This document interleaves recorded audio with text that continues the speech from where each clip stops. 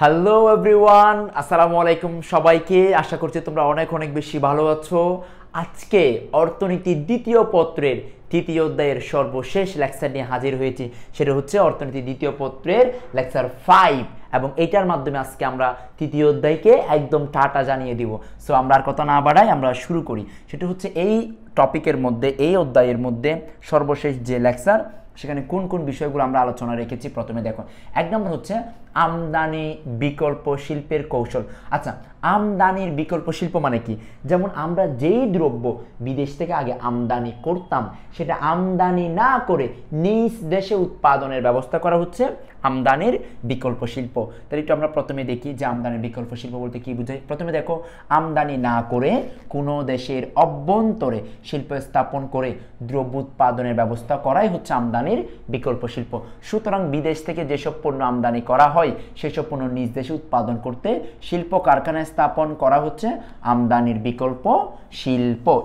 এগুলোকে আমরা কি বলতে পারবো? আমদানির বিকল্প শিল্প বলতে পারবো। এবং মূল লক্ষ্য কি দেখো, দেশের অভ্যন্তরীণ চাহিদা পূরণের জন্য পর্যাপ্ত সংখ্যক শিল্প স্থাপন করা। এবং নারী শিল্প উদ্যোক্তা, যদি কোনো নারী ব্যক্তি মালিকানাধীন বা প্রোপাইটরি প্রতিষ্ঠানের অনন্য 51% শেয়ার হোল্ডারের মালিক হন, তাহলে তিনি নারী শিল্প উদ্যোক্তা হিসেবে পরিগণিত হবেন। দেখো, যে কোনো একটা প্রতিষ্ঠানের যদি কোনো একজন মহিলা 51% শেয়ারের মালিক হয়, 51% শেয়ারের কি হয়? মালিক হয়, তখন তাকে আমরা বলতে পারবো হচ্ছে নারী শিল্প উদ্যোক্তা। তাকে আমরা কি বলতে পারবো? নারী শিল্প উদ্যোক্তা বলতে পারবো। আশা করি তোমরা সবাই বিষয়টা বুঝতে পেরেছো এবং সহজে কি রাখতে পারবা, মনেও রাখতে পারবা। আমদানি বিকল্প শিল্প শিল্পায়নের কৌশল সমূহেও আলোচনা করি। এক নম্বর হচ্ছে রপ্তানি বৃদ্ধি। এক নম্বর কি হবে? রপ্তানি বৃদ্ধি। দুই নম্বর হচ্ছে নির্ভরশীলতা হ্রাস। দুই নম্বর কি হবে? নির্ভরশীলতা হ্রাস। তিন নম্বর হচ্ছে সঞ্চয় বৃদ্ধি। চার নম্বর হচ্ছে দেশীয় শিল্প। চার নম্বর কি হবে? দেশীয় শিল্প। পাঁচ নম্বর হচ্ছে আমদানি হ্রাস। পাঁচ নম্বর কি হবে? আমদানি হ্রাস। ছয় নম্বর হচ্ছে লেনদেনের ভারসাম্য অর্জন। সাত নম্বর হচ্ছে বিনিয়োগ বৃদ্ধি। আর নম্বর হচ্ছে দ্রুত প্রবৃদ্ধি অর্জন। এই সবগুলো বিষয় তুমি সহজে অ্যান্সার করতে পারবা। আমি একটু ব্যাখ্যা করি। লেনদেনের ভারসাম্য দেখো, আমরা যদি আগে মনে করো আমদানি করতাম, কি করতাম? আমদানি করতাম। আমরা কি করতাম? আগে হচ্ছে কি করতাম? আমদানি করতাম। এখন সেটা যদি আমদানি না করে নিজেরা যদি উৎপাদন করতে পারি, তার মানে আমার অর্থটা সঞ্চয় হচ্ছে না, আমার দেশের অর্থটা সঞ্চয় হচ্ছে। তার মানে আগে আমরা রপ্তানি যা করি, এখন রপ্তানির পরিমাণটা আরও বাড়ানো যাবে। তার মানে এখানে আমাদের লেনদেনের কি হবে? ভারসাম্য অর্জন হবে। লেনদেনে কি হবে? ভারসাম্য অর্জন হবে। আমদানি বিকল্প শিল্পের অসুবিধা সমূহ কি কি? দেখো, কি কি অসুবিধা আছে। অনেক সুবিধা আছে, এর মধ্যে কিছু অসুবিধাও থাকে। এক নম্বর হচ্ছে মূলধন নিবিড় কৌশল। এখানে অনেক মূলধনের দরকার হয়। এরপর হচ্ছে বিশ্ববাজারে প্রবেশে বাধা। তুমি যখন আমদানির বিকল্প শিল্প করবা, তখন তুমি চাইলে অন্য দেশে যেতে পারবা না, বিশ্ববাজারে তুমি ক্রয় বিক্রয় করতে পারবা না। এরপর হচ্ছে নির্ভরশীলতা বৃদ্ধি। নির্ভরশীলতা মানে হচ্ছে কাঁচামালের জন্য অন্য দেশের উপর তো নির্ভর হতে হবে, তাহলে নির্ভরশীলতা বৃদ্ধি পায়। আবার নির্মমানের পণ্য উৎপাদন হয়, নির্মমানের পণ্য উৎপাদন হয়। এরপর হচ্ছে নেশা জাতীয় দ্রব্যের উৎপাদন হয়। তারপর হচ্ছে বৈদেশিক প্রত্যক্ষ বিনিয়োগ হয়। বৈদেশিক প্রত্যক্ষ কি হয়? বিনিয়োগের অসুবিধা হয়। এই সবগুলো হচ্ছে আমদানি বিকল্প শিল্পের অসুবিধা সমূহ। আশা করি তোমরা সহজে অ্যান্সার করতে পারবা। আর শিল্প উন্নয়নে সরকারের নীতি, সরকার বিভিন্ন নীতি অবলম্বন করছে শিল্পকে আরো সমৃদ্ধ করার জন্য এবং টেকসই করার জন্য। যেমন এর মধ্যে এক নম্বর হচ্ছে উৎপাদন দক্ষতার ব্যবহার। উৎপাদনের ক্ষেত্রে যত দক্ষতা দিতে পারে দক্ষতার ব্যবহার করছে। দুই নাম্বার হচ্ছে কৃষিখাতে প্রবৃদ্ধি অর্জন করছে। তিন নাম্বার হচ্ছে কৃষিভিত্তিক শিল্প স্থাপন এবং হচ্ছে চার নাম্বার হচ্ছে তৈরি পোশাক ও বস্ত্র শিল্পের অগ্রাধিকার। পাঁচ নাম্বার হচ্ছে ক্ষুদ্র কুটির এবং হচ্ছে মাঝারি শিল্পের উন্নয়ন। এরপর হচ্ছে সাত নাম্বার হচ্ছে পণ্যের সংরক্ষণ। আর তারপর হচ্ছে ছয় নাম্বার হচ্ছে অর্থকরী শিল্প স্থাপনের ব্যবহার।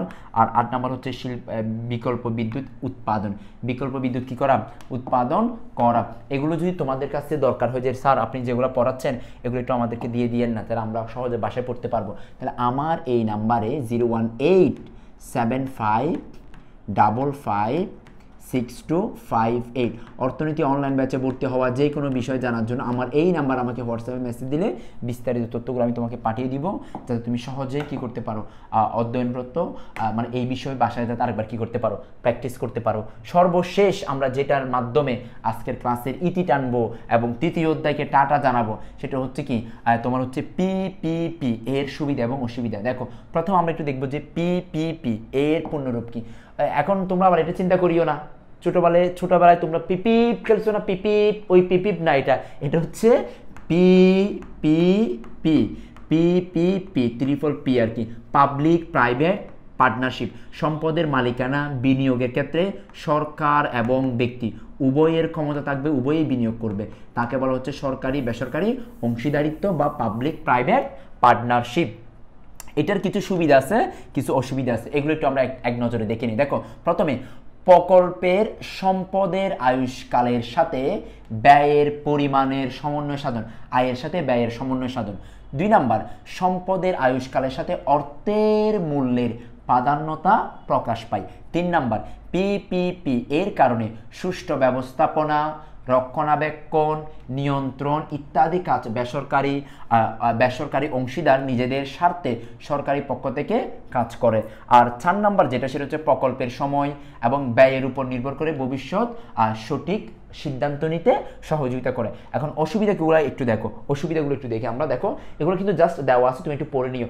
প্রাথমিকভাবে প্রকল্পের জন্য অধিক লেনদেন ব্যয় করতে হয়, যা উন্নয়নশীল দেশের জন্য অনেক বেশি কঠিন হয়। এবং এরপরে যদি দেখি ব্যবসা এবং চুক্তির বিষয়ে সরকারি কাজ উদাসীন থাকে, এটা হচ্ছে সরকারি কাজ কি থাকে, উদাসীন থাকে। প্রাথমিক প্রকল্পের জন্য মেয়াদ ভিত্তিক বা এবং সময় ভিত্তিক সময় সাপেক্ষ হওয়ার কারণে অনেক সময় রাজি হওয়াটা কি হয়, কঠিন হয়।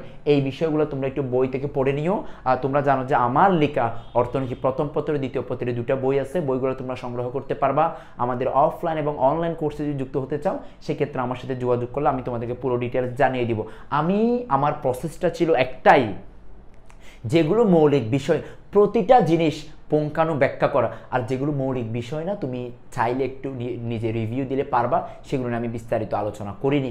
আশা করছি তোমরা ইনশাল্লাহ পারবা, কোনো সন্দেহ নেই। তবে নিয়মিত অধ্যয়নের কোনোই বিকল্প নেই, এটা একদিনে আসবে না, এটা আমারও কখনো একদিনে আসেনি, এটা তোমারও একদিনে আসবে না। নিয়মিত ধারাবাহিক একটু একটু করে পড়াশোনা করলে ইনশাল্লাহ দেখবা অনেক দূর এগিয়ে যেতে পারবা।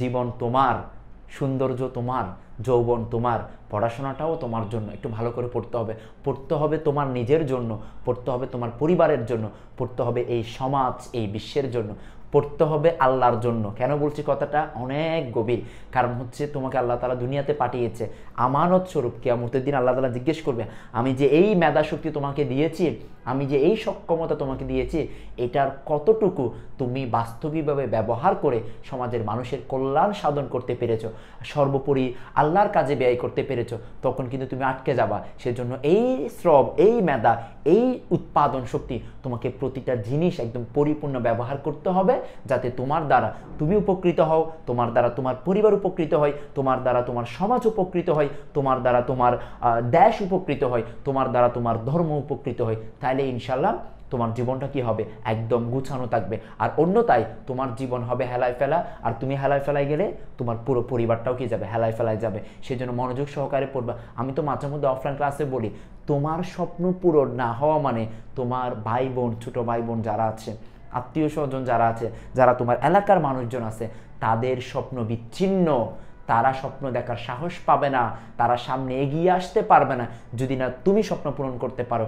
সেই জন্য স্বপ্ন রাখো এমন যে এসএসসিতে সর্বোচ্চ ভালো করে, সর্বোচ্চ ডেডিকেশন দিয়ে ইনশাআল্লাহ সামনে ঢাকা বিশ্ববিদ্যালয়ে পড়াশোনা করবা, চট্টগ্রাম বিশ্ববিদ্যালয়ে পড়াশোনা করবা, জাহাঙ্গীরনগর বিশ্ববিদ্যালয়ে পড়াশোনা করবা, রাজশাহী বিশ্ববিদ্যালয়ে পড়াশোনা করবা, এবং সামনের উজ্জ্বল ভবিষ্যৎ কামনা করে আজকের ভিডিওটা আমরা এখানে শেষ করছি। ততদিন পর্যন্ত তোমরা ভালো থেকো, সুস্থ থেকো। টিল দেন, আল্লাহ হাফেজ সবাইকে। আসসালামু আলাইকুম।